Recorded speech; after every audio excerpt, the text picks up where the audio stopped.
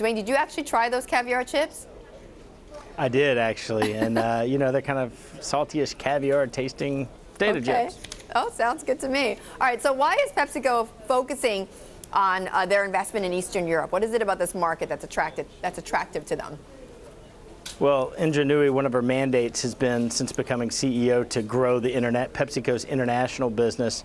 And so what they've done is made a big bet on a dairy company in Russia that they want to use as a platform to build more snacks in the dairy side.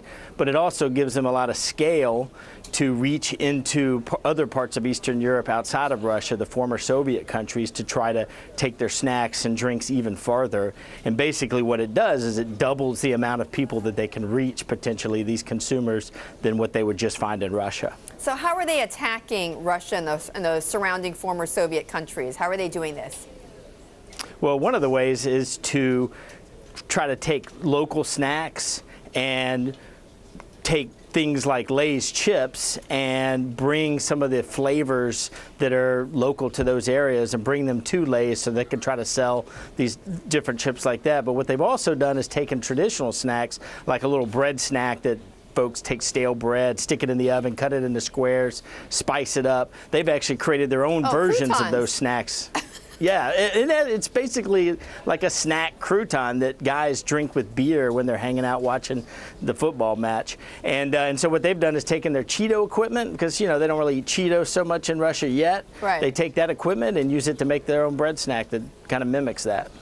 Duane, dairy is also part of this equation. Tell us about that. Yeah, dairy is a very important part of it. What they want to do is take this dairy business, which is this Wimbledon business, which is already pretty innovative in its own right, and they want to expand it further. So the idea is to take this sort of these dairy products like milk and other yogurt, cottage cheese, some of these more pedestrian dairy products, and make them more accessible for snacking. So you have different drinkable yogurts and different dessert yogurts and different things that people can eat different parts of the day. And of course, you can charge more for those because they're convenient, right, and they sort of have a health element as well. Now we know that both Coca-Cola and PepsiCo, they have, you know, these networks, these distribution networks that are huge, and they're very intricate.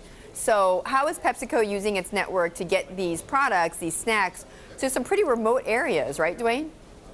Yeah, they reach across 8 time zones in Russia. It is a long distance, but one of the tricks they use basically is to take trucks that are already delivering dairy or already delivering some sodas, and they'll take the snacks to some of the areas that don't necessarily have the scale for snacks on their own.